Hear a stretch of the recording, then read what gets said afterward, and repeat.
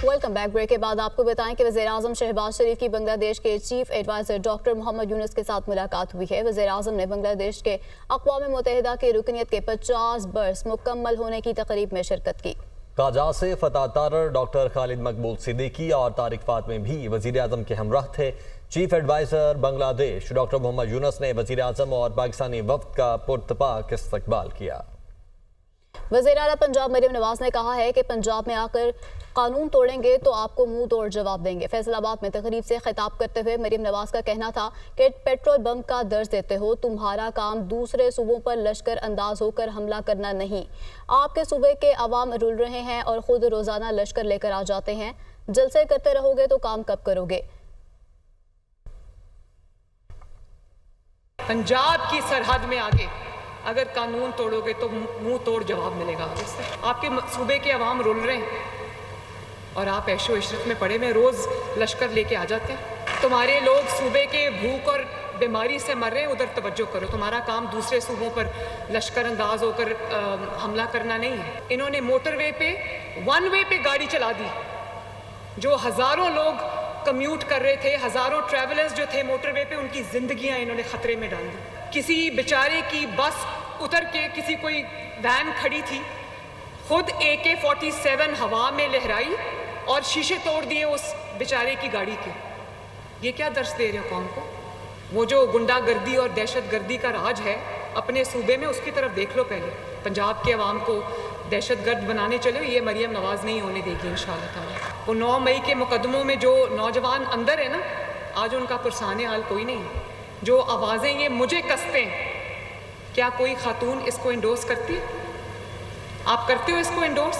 चाहे वो आपकी मुखालिफ की बेटी हो। हमने 2 महीने का रिलीफ दिया, लोगों को मिर्चें लगना शुरू हो गई। गवर्नर पंजाब सरदार सलीम हैदर खान कहते हैं कि हुकूमत पंजाब से कोई तनाज़ा नहीं चल रहा। वाइस चांसलर्स का जो प्रोसेस हुआ उस पर बहुत सारी उंगलियां उठी। मेरी ख्वाहिश है चीज़ें शफाफियत पर हों, वाइस चांसलर्स अच्छे लोग लगे जो इस काबिल हों। इस मुल्क में सिर्फ 20 लोगों ने शक्लें बदल बदल कर वाइस चांसलर लगना है। नौजवानों को मौका दिया, उनमें भी सलाहियतें मौजूद हैं। चार्टर ऑफ डेमोक्रेसी एक दस्तखत शुदा डॉक्यूमेंट है। 19वीं तरमीम में खराबी को दूर करके मेरिट पर जजेस तैनात किए जाएं, आइन की तशरीह की जाए, बजाय नया आइन लिखा जाए। देखिए, कोशिश करेंगे इसको जल्दी सॉर्ट आउट करने की, और कोई क्लैश नहीं चल रहा। सिर्फ बात यह है कि जो वाइस चांसलर्स का प्रोसेस हुआ उस पर बहुत सारी उंगलियां उठी। तो मेरी कोई ख्वाहिश नहीं है, जैसे मैंने पहले भी कहा, मैं चाहता हूँ चीज़ें ट्रांसपेरेंट तरीके से हों और मेरिट पे हों। अच्छे लोग लगें वाइस चांसलर जो उस काबिल हों। इस मुल्क में सिर्फ 20 लोग हैं जिन्होंने शक्लें बदल बदल के वाइस चांसलर लगना है। उनके अलावा कोई ऐसा नौजवान नहीं है जो उस सीट पे आ सके। नौजवान जिनमें सारी सलाहियतें मौजूद हैं उनको कंसिडर किया जाए और उनको भी मौका दिया जाए। चार्टर ऑफ डेमोक्रेसी एक साइन हुआ डॉक्यूमेंट है मियां नवाज शरीफ साहब की तरफ से और मोहतरमा बेनज़ीर भुट्टो शहीद साहिबा की तरफ से। काफ़ी सारे जो हैं 18वीं तरमीम में आ गए, फिर 19वीं तरमीम में उनको ख़राब किया गया। 19वीं तरमीम में ख़राबी हुई, उस ख़राबी को दूर करके ऐसे जजेस अपॉइंट किए जाएं कि जो मेरिट पे फैसले करें और जो गरीब आदमी बेचारा धक्के खा रहा है उसको भी इंसाफ मिले और आइन की तशरीह की जाए, बजाय इसके कि नया आइन लिखा जाए। अवामी नेशनल पार्टी के सदर एम अली खान कहते हैं कि सदियों की कोशिश के बाद 18वीं तरमीम पास हुई। 18वीं तरमीम के लिए हम सब ने कितनी कुर्बानियां दी। वकला तहरीक में छोटा सा हिस्सा ANP का भी था। कराची में तकरीब से खिताब करते हुए उन्होंने मजीद कहा कि सदर कराची बार की तमाम बातों से इत्तेफाक करता हूँ। रिटायर्ड जजेस और एडहॉक जजेस को नहीं लेना चाहिए। सदियों मेहनत के बाद 18वीं आईनी तरमीम कामयाब हुई। ये 18th अमेंडमेंट के लिए हम सब ने कितनी कुर्बानियाँ दी हैं और कितने मुश्किलों के बाद 18वीं आईनी तरमीम कामयाब हुई। वकला तहरीक, जुडिशरी की आज़ादी के लिए जो तहरीक, जो कामयाब तहरीक हुई, लेकिन उसमें छोटा सा हिस्सा शायद अवामी नेशनल पार्टी का भी ले लें। ये जो रिटायर्ड जजेस को लिया जाता है बिल्कुल गलत है और ये नहीं होना चाहिए। ये जो एडहॉक जजेस को लिया जाता है बिल्कुल गलत है और नहीं लेना चाहिए। ये जो हाई कोर्ट से डायरेक्ट वकील जज बन जाते हैं। क्या ये ठीक अमल है कि ये गलत है? अवामी नेशनल पार्टी ये डिमांड करती है कि तमाम तर सूबों के हेडक्वार्टर्स में सुप्रीम कोर्ट का बाकायदा बेंच जो रोज़ाना बैठे कि इन सूबों के लोग इस्लामाबाद ना जाए, कि बलूचिस्तान के सूबाई जो सीट्स हैं उनमें इजाफा हो, ऐसा फार्मूला लाया जाए जहाँ पे इनकी कौमी असम्बली में भी नशिस्तें बढ़े और बलूचिस्तान की कोई साख बन जाए। वफाकी वज़ीर तवानाई अवैस लगारी कहते हैं कि हम बिजली की पैदावारी कीमतों में कमी की कोशिश कर रहे हैं। हम पावर प्लांट्स और IPPs के मुआहिदों का जायजा ले रहे हैं। पावर रिफॉर्म्स के तहत NDCC को 3 हिस्सों में तकसीम कर रहे हैं। माजी में हुकूमत के अहकामात पर अमल दरामद नहीं किया जाता था।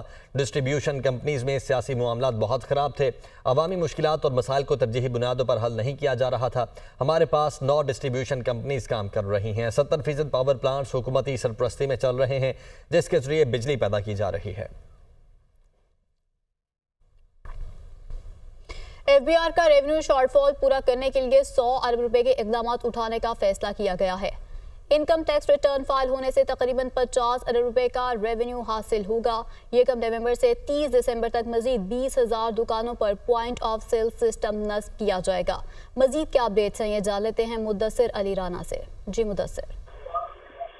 FBR को गुज़श्ता माह अगस्त के दौरान 100 अरब रुपए के रेवेन्यू शॉर्टफॉल आया था, जिसके लिए अब FBR ने ये शॉर्टफॉल पूरा करने के लिए 100 अरब रुपए के इकदाम उठाने का फैसला किया है। और आज FBR हुकाम ने ये बताया है कि इनकम टैक्स रिटर्न फाइल होने तक जिसकी तारीख 30 सितंबर आखिरी है, इससे 50 अरब रुपए का रेवेन्यू हासिल होगा और जो बाकी 50 अरब रुपए हैं इसके लिए दीगर इकदाम किए जा रहे हैं। जो दीगर इकदाम किए जा रहे हैं उसमें ये शामिल है कि 1 नवंबर से 30 दिसंबर तक मजीद 20,000 दुकानों पर पॉइंट ऑफ सेल सिस्टम नस्ब किया जाएगा। अभी तक मुल्क भर में तकरीबन 35,000 बड़ी दुकानों पर पॉइंट ऑफ सेल्स का सिस्टम नस्ब है। अब इसकी तादाद बढ़ाकर 55,000 तक ले जाएंगे। इसके अलावा रिटेलर्स की जो बहुत बड़ी मार्केट है, जिसका कुल साइज तकरीबन 18,000 अरब रुपए है, इसमें से सिर्फ 6,000 अरब रुपए की मार्केट FBR के साथ रजिस्टर्ड है। तो FBR हुकाम ने ये भी तैयारी कर ली है कि 18,000 की जो रिटेल मार्केट है, ठीक है मुद्दसिर अपडेट कर रहे थे, बहुत शुक्रिया आपका। हिजबुल्लाह का हालिया कशीदगी में पहली बार इसराइली खुफिया एजेंसी मोसाद के हेडक्वार्टर पर मिसाइल हमला। तल अबीब के करीब मोसाद हेडक्वार्टर को कादिर-1 बैलिस्टिक मिसाइल से निशाना बनाया गया। तो और मीडिया के मुताबिक इसराइल के हमले की तस्दीक भी कर दी गई है। इसराइली दिफाई निज़ाम ने मिसाइल को हवा में ही मार गिराया। हिजबुल्लाह का कहना है कि हमने फ़लस्तीनियों की हिमायत और लिबनानी शहरियों के दिफा में इसराइल पर हमला किया। इसराइल के लिबनान पर ताज़ा फ़िज़ाई हमलों में 19 अफराद शहीद, 100 से ज़ायद ज़ख्मी हो गए, जबकि लिबनान भर में शदीद इसराइली बमबारी में अब तक 569 अफराद शहीद हो गए। शहदा में 50 से ज़ायद मासूम बच्चे भी शामिल हैं। इसराइली बर्बरियत में इजाफा हो रहा है और लिबनान से इनक़लाब पर भी लोग मजबूर हैं।